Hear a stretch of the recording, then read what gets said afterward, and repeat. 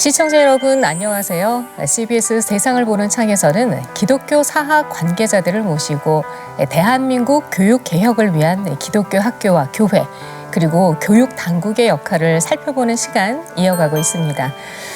여러분 혹시 알고 계신가요? 올해가 고교 평준화 정책이 시행된 지 50년이 되는 해라고 합니다. 입시 과열을 막겠다고 시행했던 이 평준화 정책은 기독교 사립학교들의 건학 이념 구현을 어렵도록 만들었는데요. 오늘은 기독교 교육의 전문가이시죠. 한동대 석좌 교수이신 박상진 교수님과 함께 이 평준화 제도의 문제점을 짚어보고 그 대안을 모색해보는 시간 마련했습니다. 박상진 교수님 어서 오십시오. 예, 안녕하십니까. 네, 안녕하세요. 예, 앞서 말씀드렸습니다만 올해가 고교 평준화 정책이 시작된 지 50년이 되는 해입니다. 이 평준화 정책이라는 게 이른바 이 뺑뺑이를 통해서 학교를 배정받는 것을 말하는 건데요. 아무래도 명과 암이 있었을 것 같아요. 어떻게 평가하시나요? 예, 벌써 정말 50년이 흘렀네요. 저는 평준화 제도가 옳다 그르다 이렇게 단정적으로 얘기하기에는 명과 암이 있다고 생각을 그럴 합니다. 것 같습니다. 예, 네. 당시 이제 입시 과열 또 이렇게 인류 고등학교, 뭐 네. 2류, 3류, 소위 그 따라지 고등학교 뭐 이런 얘기까지 있었는데 네. 그런 그 입시 과열을 이제 막는 점에서 어느 정도의 저는 그 효과는 있다라고 보고요. 네. 특별히 이제 평등의 가치, 성경에서도 이러한 공평이라든지 또는 공의라든지 이런 가치가 있지 않습니까? 네, 네. 그러니까 그런 점에서 전체 모든 국민들의 자녀들을 좀 평등한 교육을 시킨다. 또 이거를 국가가 주도해서 네. 이러한 교육을 시킨다고 하는 점은 저는 굉장히 좋은 점이고 예. 긍정적인 점이라고 생각을 합니다. 네. 그런데 이제 암이 있다고 보는데요. 그렇죠. 그림자가 예. 되겠죠. 근데 사실은 그 자율성, 네네. 또 다양성, 끼가 있고 재능이 있는 그 아이들이 예. 어떤 그 독특한 학교를 스스로 지원해서 갈 수 있는 그러한 어떤 자율성과 다양성과 자유의 가치는 굉장히 제한되게 됐다. 네. 제일 치명적인 그 어려움을 겪게 된 학교가 이제 사립학교들입니다. 그렇죠. 예. 네네. 평준화가 이제 사립학교까지 다 포함해가지고 평준화 정책을 시행하는 바람에 사립학교가 완전히 중공립화 된 거예요. 네. 특별히 이제 종교계 사립학교 같은 경우에는 그 건학 이념을 구현하는 게 굉장히 중요하지 그렇죠. 않습니까? 네네. 그런데 이제 그러한 건학 이념을 구현할 수 있는 그런 자율성이나 네. 그런 다양성이 극도로 제한되게 되면서 결국은 이제 오늘날 우리가 겪고 있는 것처럼 기독교 사립학교, 네. 소위 미션 스쿨이 네네. 정말 과거처럼 신앙교육도 제대로 할 수가 없고 그런 기독교 사학으로서의 정체성을 지속하기가 지금 어려운 상황이 된 거죠. 네. 그래서 평준화 정책에 대해서 기독교 사학들의 그 반발, 문제 제기가 굉장히 많았을 것 같은데요. 그래서 교수님께서는 평준화 정책을 좀 보완을 해보자. 그래서 평준화 2.0이라는 제안을 하셨어요. 예. 이게 어떤 내용인가요? 예. 저는 이제 이 50주년이라는 건 굉장히 의미가 있는 기간이라고 생각을 합니다. 네. 이제 평준화가 50년이 됐으면은 평준화가 제대로 기능을 했는지 평가도 해보고 진단도 다시 해보고 이걸 없애자 그런 얘기는 아니고요. 뭔가 긍정적인 거는 잘 살리되 예. 그러나 문제가 있고 한계가 있는 점에 대해서는 우리가 이걸 개선하고 보완을 해야 되겠다. 네. 그게 이제 2.0 개념입니다. 네, 네. 그래서 50주년을 맞이해서 우리 한국교회와 또 우리 기독교 학교가 또 저는 뭐 일반 교육계도 마찬가지입니다. 이 예. 평준화에 대해서 한번 다시금 한번 되돌아보면서 네네. 긍정적인 것은 더 극대화시키되 네. 부정적인 거 이것은 과감하게 또 고쳐가지고 더 좋은 교육으로 만들 수 있는 네. 그런 계기로 삼아야 되지 않겠느냐. 네. 그럼 지금 기독교 사학들이 가장 문제다라고 지적하는 부분은 어느 부분일까요? 이제 이런 질문을 드리고 싶어요. 과연 대한민국에 네. 사립학교가 존재하는가?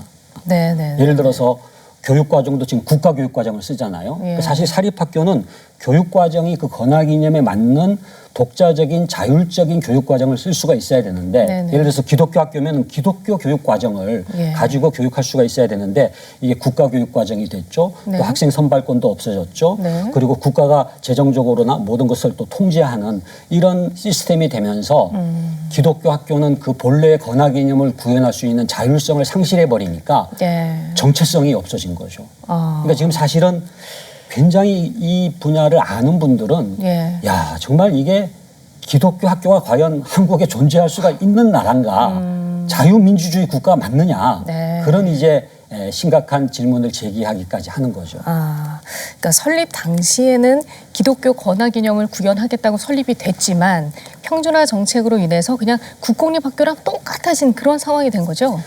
그렇습니다. 제가 이제 고등학교 들어갈 때는 저도 네. 이제 미션 스쿨을 일부러 선택해서 이제 들어갔는데 그때만 하더라도 성경 과목이 있었어요. 네. 그리고 교재는 예수 그리스도의 생애 이런 교재를 썼거든요. 지금은 못하나요? 지금은 그런 거 못하죠. 왜냐하면 그건 특정 종교가 돼버리니까 안 믿는 학생들, 원치 않는 학생들까지 다 배정이 됐기 때문에 네네네네. 지금은 그냥 교양 과목 안에 선택 과목으로 종교 예. 그것도 특정 종교를 가르치면 안 되고 모든 종교 다. 그렇죠. 그냥 종교학적인 관점에서 그렇게 종교를 가르치는 식으로 전락이 됐고 채플도 지금 마음껏 드릴 수가 없는 그런 상태입니다. 그래서 이 평준화 이후에 저는 굉장히 그 심각한 문제가 일어난 게 이게 사립학교고 그중에서 가장 심각한 것이 종교계 사립학교고 예. 종교계 사립학교의 70% 이상 차지하는 것이 기독교 사립학교이기 때문에 평준화의 문제는 기독교 사립학교의 정체성을 심각하게 훼손시킬 수밖에 없는 그런 참 안타까운 제도였다고 생각을 합니다. 네.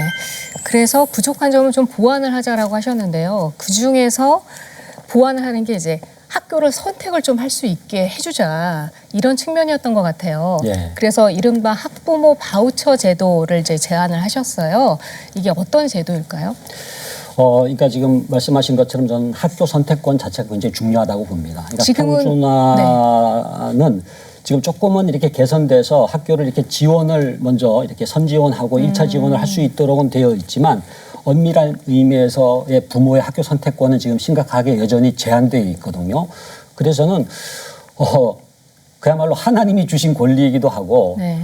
헌법이 보장하는 행복 추구권이기도 하고 네네. 부모가 누구든지 자기가 믿는 신념대로 교육할 수 있는 학교를 선택해서 그 학교의 자녀들을 입학시킬 수 있는 권리는 저는 너무나 중요한 부모의 교육권이라고 생각을 하거든요. 네네. 그래서 이제 평준화지만은 국공립학교는 그대로 두더라도 예. 사립학교 중에서 예. 원하는 사립학교는 예. 선택의 폭을 좀 넓혀줘가지고 부모들이 그 학교를 선택할 수 있도록 그렇게 하면 좋겠다.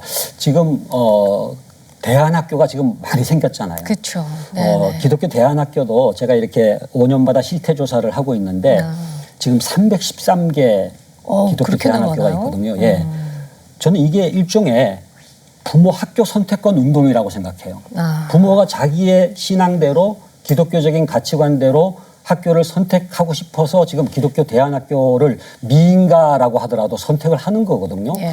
저는 이거는 당연히 공교육 안에서도 이게 가능해야 되겠다. 그래서 사립학교라고 하는 게 원래 이제 부모가 학교를 선택할 수 있도록 하는 거기 때문에 평준화 제도를 좀 보완을 하되 이 학교 선택권이 가능하기 위해서는 재정적으로 그 등록금을 네. 낼 수 있는 그러한 그 여유를 가져야 되지 않습니까? 네, 그렇죠. 그러니까 지금 이제 국공립학교는 지금 1인당 그 국가에서 지급하는 그 비용이 1,000만 원이 넘거든요. 학생 1인당 1,000만 원 정도가 예, 지원되는 1년에. 거예요? 1년에? 예. 그러면은 그렇게나 많아요? 그 전액이 아니라고 하더라도 네. 일부라고 하더라도 이거를 바우처 형태로 부모에게 지급을 해서 네. 그 부모가 그 바우처를 자기 자녀가 다니고 싶어하는 예. 보내고 싶어하는 그러한 학교에 이걸 갖다 내면 되도록 하는 게 바우처 제도거든요. 그래서 예를 들어서 이제 뭐 홈스쿨링을 하는 분들은 홈스쿨링을 하는데 돈이 필요하잖아요, 재정이. 그렇죠. 그러면 네. 그 바우처를 가지고 이제 예를 들어서 뭐 교과서라든지 이런 것도 교구라든지 이런 것들을 이제 구입하는 데 쓰면 되거든요. 네, 그리고 기독교 대안학교인 경우에는 그 대안학교에 갖다 내면 되고. 그래서 바우처 제도라고 하는 거는 사실은 세금을 다 내고 있는 이 부모가 예.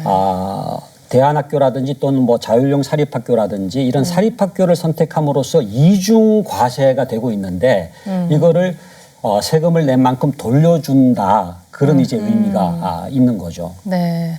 그러면 일반 공립학교 다니는 학생들은 그냥 무상교육을 계속 받는 거고 그렇죠. 하자 이런 예, 내용인가요? 그러니까 기본적으로 국공립학교는 국가가 전폭적으로 지원을 하는 거죠. 특히 이제 어려운 학생들 가정 형편이 그러니까 그런 경우에는 국가가 전적으로 책임을 져야 되는데 그 국공립학교 학생들 가운데에도 나는 어떤 특별한 관심이 있어가지고 종교계 학교를 간다든지 아니면 다른 특수학교들 있지 않습니까? 네. 예를 들어서 뭐 예술계통이라든지 네. 또는 다른 사립학교가 필요한 학생들에 대해서는 바우처를 지급을 하는 거죠. 네. 그러니까 학비를 내야 되는 학교에 갈 사람들한테 좀 혜택이 될 수 있겠네요. 예, 예. 학교를 고를 수 있겠네요. 내가 지금 그럼요. 돈이 없어도. 예, 예. 그런 점에서 정말 합리적인 제도가 아닌가라는 생각이 드는데요. 예, 예. 반면 이 제도로 인해서 이제 학부모들의 경제력이나 정보력에 따라서 또 너무 교육 격차가 벌어지는 예. 거 아니야? 뭐 이런 예. 반론이 있을 수 있거든요. 예, 맞습니다. 너무 이제 신자유주의적이다 뭐 이렇게 비판을 하는 분들이 있어요. 그럴 수 있을 것 부익부 같아요. 빈익빈을 네. 더 가속화시키는 게 아니냐. 근데 그거는 저는 지혜롭게 이 바우처 제도라고 하더라도 이 소득에 따라서 좀 차등을 두게 할 수가 있거든요. 그래서 아주 가난한 그런 가정의 경우에는 100% 오히려 뭐 120% 그렇게 바우처를 지급을 하고요. 네. 그다음에 어느 정도 재산 규모가 있는 그런 가정의 경우에는 비율을 좀 낮춰가지고 네. 이제 지급을 하는 경우가 있죠. 그래서 우리가 미국에도 이 네네네. 바우처 제도 같은 경우에 이제 교육비 정액 지불제가 있는가 하면은 교육비 차등 지불제 그래가지고 그 소득에 맞춰가지고 그렇게 네네. 이제 지급을 하는 경우가 있고요. 그 다음에 전체 국공립 학교에 1인당 들어가는 그 모든 공교육비를 바우처로 만들지 않고 예. 뭐 60%건 아니면 절반 50% 정도만이라도 줘도 저는 굉장히 그 학교 선택을 할 수 있는 여지가 커지지 않겠는가. 그러면은 지금 기독교 대안학교라든지 네. 그 등록금을 내야지 운영될 수 있는 학교들이 굉장히 그래도 도움을 받을 수가 있고 그만큼 이제 부모들은 학교 선택권의 폭이 넓어지게 되겠죠. 그렇게 되겠네요. 그러니까 꼭 기독교 대안학교뿐만이 아니라 아까 말씀하셨던 것처럼 예술계 학교는 정말 비용이 많이 들거든요. 근데 좀 형편이 넉넉하지 않으면 그 학교 지원이 어려울 텐데 이런 제도가 도입이 되면 다 지원할 수 있게 되는. 그렇죠. 그런 그리고 효과가- 굉장히 다양한 학교들이 더 활성화되고 그렇겠네요. 예, 선택의 폭이 또 더 넓어지고 네네. 그러면 이제 끼가 있고 재능이 있는 친구들은 그거에 맞춰서 네. 또 특별히 종교 같은 경우에도 얼마든지 이제 신앙적인 것이 교육 안에서 이루어질 수가 있겠죠. 네. 그 학교를 선택하는 데 있어서 학부모들의 권리를 좀 인정을 해줘야 된다라고 말씀을 하셨는데요. 그런 측면에서 또 학부모 운동도 같이 펼치고 계세요. 예. 되게 어떤 저는 이제 이 기도 학부모 운동이 우리나라에 정말 필요하다. 왜냐하면은 결국은 부모님들이 목소리를 내야 되거든요. 지금은 안 내고 있나요? 지금은 거의 안 내고 있어요. 그러니까는 내 자녀에 대한 관심은 많지만 네네. 교육열은 뜨겁지만 이것을 건강한 어떤 제도적 개혁으로 이 에너지를 이렇게 발산시킬 수 있는 통로가 지금 마련되어 있지를 않아요. 네. 저는 기도 학부모 운동이라고 하는 거는 물론 첫 번째로는 내 자녀를 기독교적으로 건강하게 교육시키는 운동이거든요. 네. 그래서 정말 신앙과 학업이 분리되는 게 아니라 기독교적인 신앙관을 가지고 이렇게 자녀를 잘 양육해서 하나님 나라 일꾼을 만드는 게 첫 번째라고 한다면 두 번째는 내 자녀만이 아니라 네. 우리들의 자녀, 우리 대한민국의 다음 세대들이 하나님이 원하시는 교육을 받을 수 있도록 네. 교육 개혁 또 제도나 법에 대한 이러한 그 개선해야 될 것들에 대해서 이제 기도 학부모들이 목소리를 이제 내는 게 굉장히 중요하다. 네. 지금 지방자치제 지금 17개 시도가 있지 않습니까? 예. 저는 이 17개 시도마다 우리 한국 교회에 있는 우리 여전도 회원들이 있잖아요. 네. 우리 기도 학부모 분들이 이렇게 모여가지고 이러한 건강한 목소리를 낼 수 있는 기도 네. 학부모 단체도 만들어지고 운동이 펼쳐진다면은 예. 어떤 정권도 해결하지 못한 교육 문제를 우리 기도 학부모들이 해결할 수 있다. 그렇게 생각하고 지금 이 운동을 열심히 하고 있습니다. 그럴 수 있겠네요. 근데 이 운동이 어느 정도 지금 진척이 돼 있을까요? 근데 지금 이게 지역마다 이제 모임들이 이렇게 만들어지긴 했는데 어려운 점이 뭐냐 하면은요. 교회 목사님들이 교회 안에서 무슨 세미나나 특강하는 건 오케이. 그런데 밖으로는 내보내지를 않으시려고 그래요. 그러니까 개교회 주위에 막혀가지고 아하. 어떤 사회 운동으로 또 기독교 교육 시민 운동으로 이게 발전하는 게 쉽지가 않더라고요. 한계가 그래서 있군요. 이 자리를 빌어서 우리 네네. 목사님들께 부탁드리고 싶은 것은 네. 교회 안에만 너무 이렇게 제한시키지 말고 마음껏 네. 지역 사회 속에서 다른 교회 우리 학부모들과 함께 기도 네. 학부모 운동을 할 수 있도록 격려를 해주시면 하는 그런 바람이 있습니다. 네, 중요한 말씀이세요. 네, 전국에 계신 목사님들 잘 들어주시길 부탁드립니다. 네. 이번에는 고교 현장으로 한번 가보겠습니다. 내년부터 시행이 되죠. 고교 학점제. 근데 이것 역시 기독교 사학들에게는 위기로 다가오고 있다고 들었어요. 예. 네, 어떤 측면에서 위기로 다가올까요? 우선 이제 고교 학점제라고 하는 거는 굉장히 취지는 좋은 겁니다. 왜냐하면은 적성과 그래도, 네. 진로에 맞게끔 과목을 선택해서 네. 그 아이가 마음껏 자신이 하고 싶은 그러한 분야를 미리 준비할 수 있도록 하는 거거든요. 네, 그렇죠. 그런데 이제 저는 우선 기본적으로 학교는 선택하지 못하도록 해놓고, 예? 그러니까 평준화로 뺑뺑이, 인해서, 네. 예, 예. 그 다음에 이제 그 안에서 그냥 과목만 선택하도록 하는 게 과연 최선의 방법인가. 우선은 고교 학점제 이전에 고교 학교제가 되는 게 맞다. 그러니까 학교를 선택할 수 있는 폭을 좀 넓혀주는 게 맞다. 왜냐하면은 과목 자체만이 아니라 학교 공동체 자체가 굉장히 중요한 교육이거든요. 그렇죠. 그러니까 그렇기 때문에 예를 들어서 우리가 기독교 학교다 그러면은 뭐 종교 과목도 중요하고 채플도 중요하지만 그 기독교 학교 전체가 공동체가 되어서 예. 기독교적인 가치관으로 이 아이들을 형성시키고 영향을 주는 게 중요하거든요. 네. 그러니까 그런 점에서는 우선은 기독교 학교 이 학교 단위로 뭔가 이렇게 교육 과정이 잘 네. 이루어질 수 있도록 제도적인 뒷받침이 돼야 된다라고 생각을 하고요. 네네. 그다음에 이제 고교 학점제가 딱 되다 보니까 예. 다 이제 선택 과목으로 변하게 되거든요. 아주 기본적인 것만 공통 필수 과목으로 되어 있기 때문에 예. 교양 과목으로 되어 있는 지금 종교 과목은 필수로 가르칠 수가 없게 되어 있어요. 그러니까 무슨 얘기냐면은 기독교 학교면은 권하기념에 따라서 종교 과목을 모든 학생들이 수업을 받아야 되는데 이게 선택 과목이 되면은 원하는 아이들만 그 과목을 이렇게 듣게 됨으로써 네. 권하기념을 구현하는 이러한 정체성에 심각한 지금 제한이 따라오게 되는 거거든요. 네. 그래서 저희가 지금 건의하기로는 예. 이제 내년이 실시가 되니까 올해 안에 어떻게든지 반영을 시키고 싶은 게 종교계 사립학교인 경우에는 네. 그 건하기념에 관한 과목은 공통 과목이나 필수 과목으로 해달라. 네. 이걸 지금 이제 교육부에 건의를 하고 있고요. 네. 그 다음에는 어차피 선택을 하게 된다면은 예. 그 선택 과목 중에서 기독교적 가치관이 이렇게 잘 스며들어 가지고 예를 들어서 환경이라든지 무슨 AI라든지 아니면 무슨 진로라든지 네. 뭐 기후라든지 뭐 이런 과목을 개설하더라도 예. 거기에 기독교적 가치관이 잘 스며들어가 있는 아주 재미있는 매력적인 과목들을 많이 만들어 가지고 네네. 그거를 선택을 함으로써 종교 과목 못지않게 그런 그 기독교적인 교육이 될 수 있도록 하는 게 굉장히 중요하겠다. 네. 그렇게 생각을 하고요. 그다음에 네네. 어떤 점에서는 기회입니다. 무슨 기회냐 하면은 네. 국공립학교도 이제 선택을 하게 되면서 사실은 종교 관련 과목을 우리가 잘 만들면은 네. 그것을 국공립학교에 있는 교사가 선택만 하면은 어떤 점에서는 더 종교 관련 과목을 국공립학교에도 이제 개설할 수 있는 그런 기회로도 활용할 수가 있거든요. 네. 그래서 우리가 고시외 과목을 잘 개발하자.